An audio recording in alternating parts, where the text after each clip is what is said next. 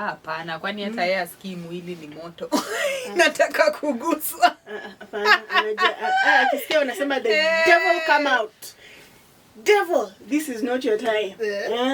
There's this guy that was told by their mom, or rather their parent, that ukiongea na msichana hivi atakuuma dudu. So, like, how could the chick is a vampire? Like, she's what? Like,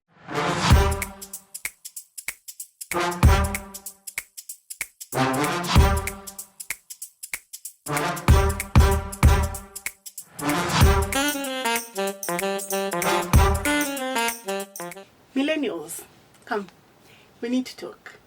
Did your parents ever have a sex education talk with you while growing up? How did that conversation go? Was it like a very educational moment for you, or it was a very traumatic experience that you don't wish it? Or it was a very traumatic experience? We need to talk, because I have asked some of my friends and the stories are, oh my goodness, the trauma people have been living with out here, like, I have no words. So in this particular episode, we'll be diving into all that. But before we do that, please make sure you watch our previous episode about sex education for teens, how a parent can talk to them, what has really changed from our time as millennials and the new generation. So welcome, guys. So I'm here again with my beautiful girl, Ida. Welcome back, Ida. Thank you. Yo, so I need to ask, did your parents ever talk to you about sex education while growing up? Not at all. Like zero. Oh my goodness. No, I need to hear this story. I want to know what exactly you were told. Because, wow. Anyway, before we get started, like, I have a story that can get us rolling on this episode. Okay. Yes, but first of all, please bless us by dipping the sauce. Which one was my favorite last time? I think it was one of these two. So I'm not really sure. It's either this one is supposed to be honey and something. Then this is, oh God, I've forgotten. You've said I bless you. Yes, bless our episode. The podcast. Yes. Yeah, I feel like starting here, but anyway. These are all chilies. I think this is the only tomato. Are these chili? Yes. Ooh. Dipping carefully. Really? Dip it.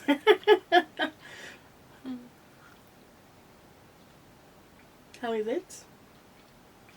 Nice. I wish I could have dipped further. You can do it again, no problem. And the samosas are so yummy. It's hot. I love it.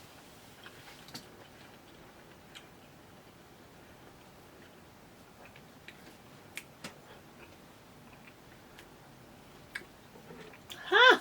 Woo! Yeah, the cake in the end, like what?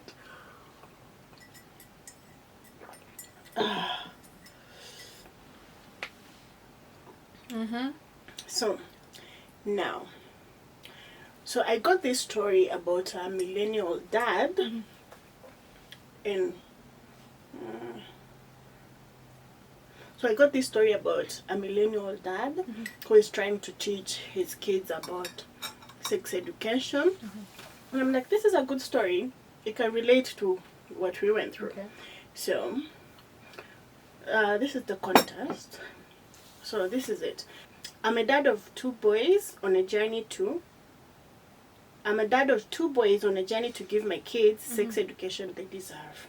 So some contest. I'm a 39-year-old born in the 80s and grew up in the 90s. My parents and their community of friends were, My parents and their community of friends were very religious. At home, we didn't talk about sex. Occasionally, I would hear my parents make comments about them being licensed and that sex is for married people. But that was the extent of my talk. Most of my education came from my friends and me, the guy, looking at some magazines and TV programs above 18, and eventually the internet when the speeds got better. At high school, when we had some health education classes which covered very little about sex, other than some basics overview of our bodies and a talk on CD and being safe. But by this point, I had already lost my virginity and doing doing a little bit of this, massaging, for some time. I had no idea what was going on through, the changes taking place in my body, or the urges I was feeling, all of which are normal. My lack of education led me to a lot of shame about my sexuality, and the mantra of it's only for married people. No, since the parents are saying sex is only for married people, played on repeat in my mind for many years. I want to support my kids and the community with better education, but I don't know how to go about it. So, my question to you: what was your sex education like growing up? I think for me it's totally different from that. As I said earlier on, I don't think my mom or even my elder sisters, being a last born, or even my elder sisters like ever mentioned that. Like it wasn't a topic at our home, like totally, like fully. Maybe just the way the guy mentioned, maybe in school, especially in class 6 when you're talking about reproductive health, and maybe in Form 2, and that was that. But again, I wasn't a curious teen or a very curious. Oh, that's interesting. Good girls. I wasn't very curious, Okay. I think I was more or less the same. No, let me rephrase that. I wasn't exactly like you, because my body changes started very early. Like I was one of those kids. Like at 7-year-old, you would see two hips coming along. So, like there was always that constant reminder, like you are different from so and so, from your friends. like yes, you're very different. Like wewe tunakuona tu ukipata mimba anytime soon. Like you're not supposed to talk to guys. Like so yes, they were your thoughts or other no, like other people's thoughts. Like so I was always being told that, like from an early age. So I grew up knowing, like, Maggie, you are different. You can't do 1, 2, 3. You can't even talk to boys. So yeah, that's it. Okay. Yeah. So for you, it was like if you talk to boys, you'll get pregnant. Yeah. Because again, you have all those changes compared to your. This is it. This is exactly genuinely. And you're like, if you're going to talk to boys, eye contact, harper, like, otherwise, utalea mtoto peke yako, like we.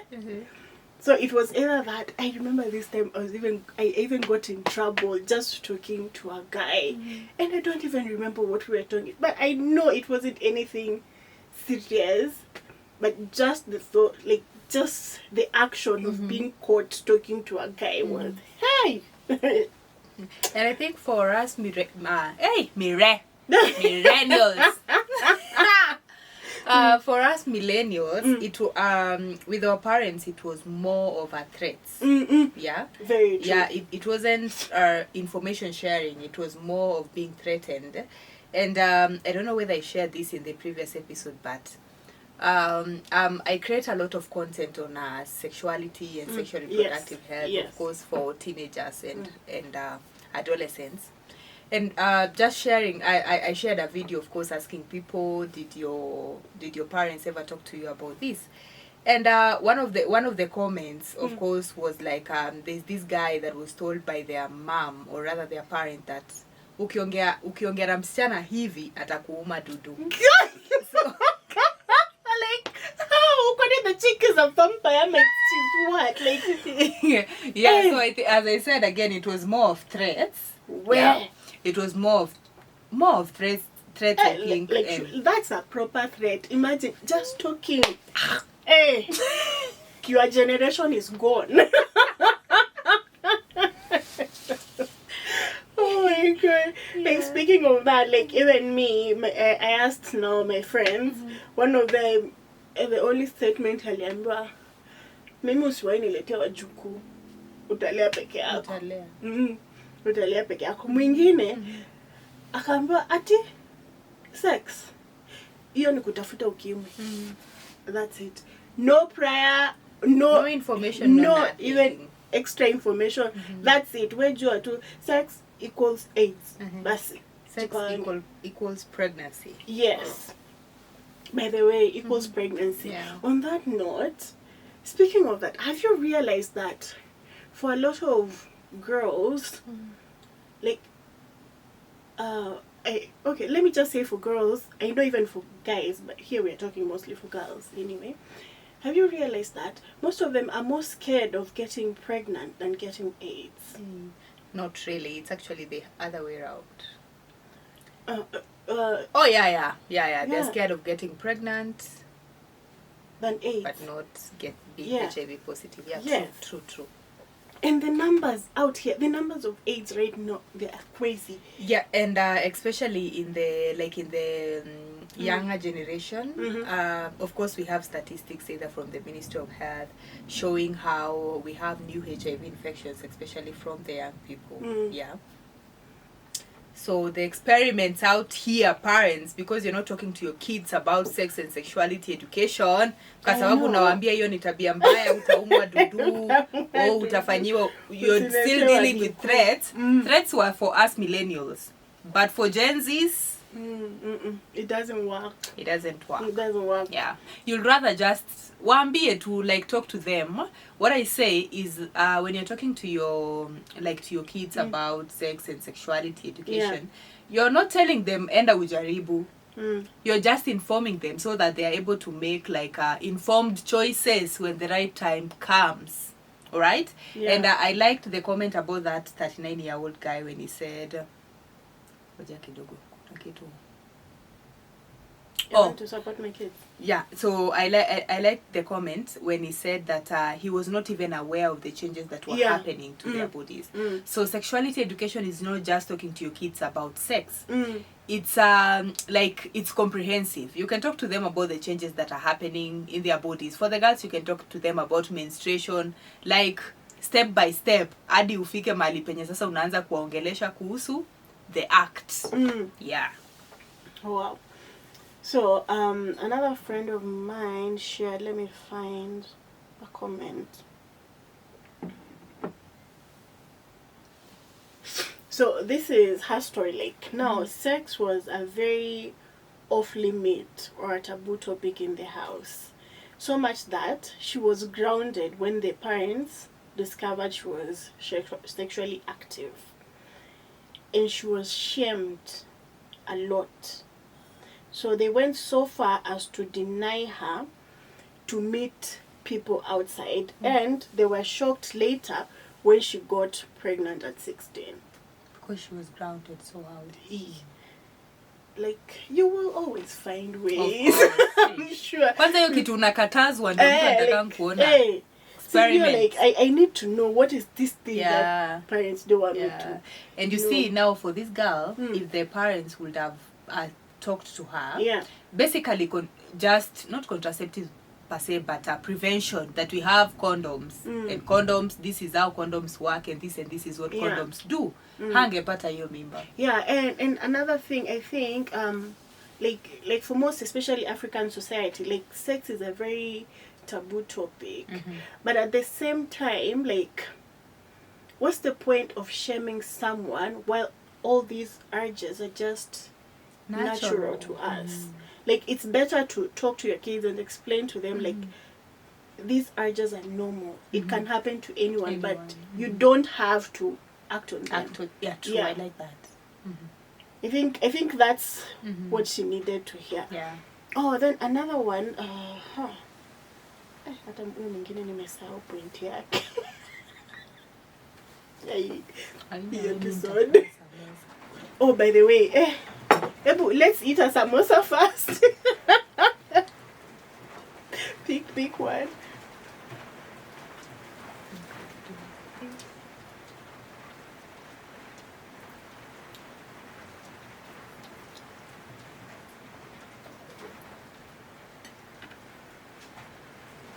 Which one did you pick?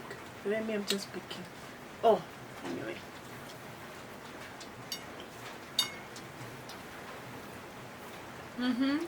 So,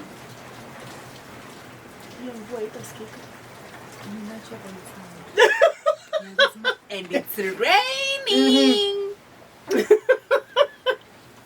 It's raining, guys, so let's continue. So anyway, now that for a lot of us millennials, like, we were never really taught about the sex education. So I asked a few, like, I asked guys around, like, so where did you learn, like, where did you learn about all this? So I know there is the normal one, like, you learn from your friends, the internet, but these are some which really shocked me. Like, I didn't think of it. This one wrote, I learned about sex by watching dogs. I don't know whether to laugh or... I'm like, I want to understand. Like, did you just sit there, be like, okay, we are taking notes? I think there's that time when dogs are mating and they are all over our media. I know, like, even around, like, when it's mating season, it's comedy on another level.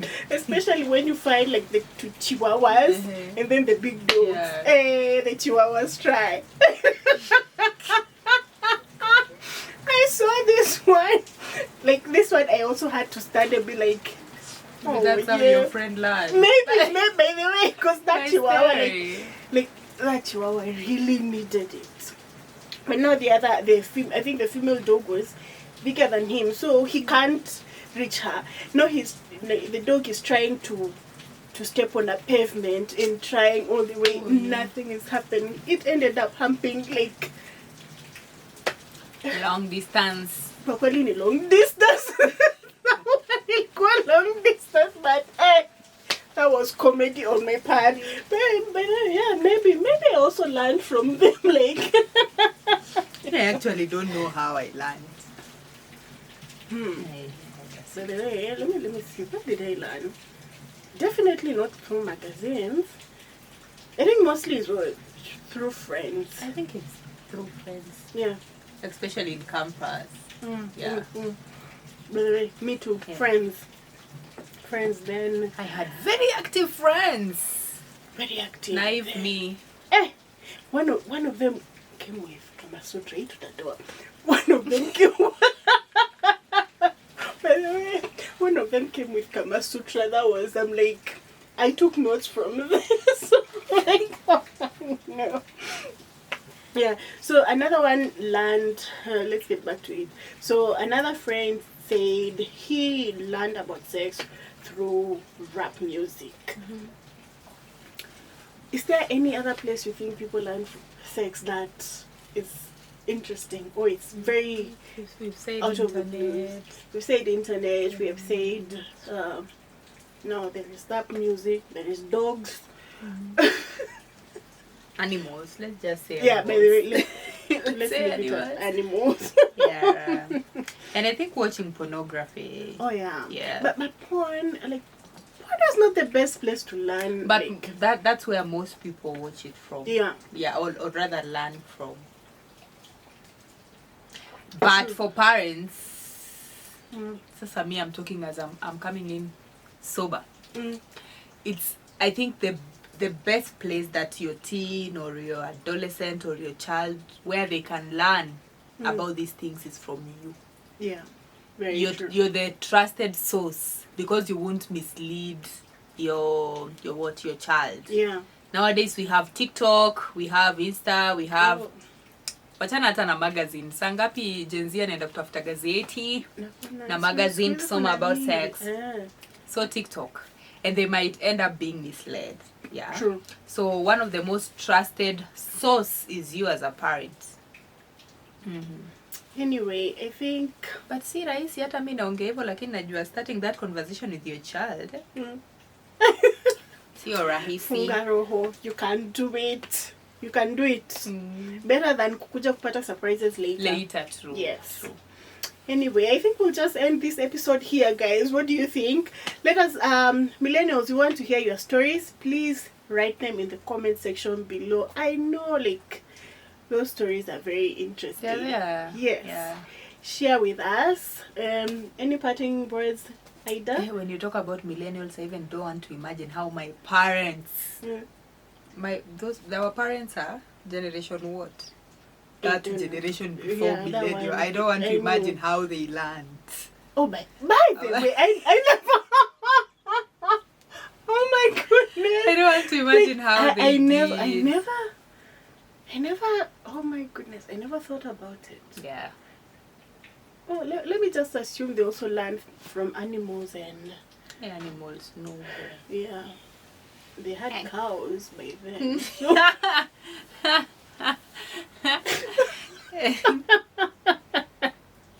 Anyway, yeah, we don't know. So maybe if there is they are called what? Baby boomers.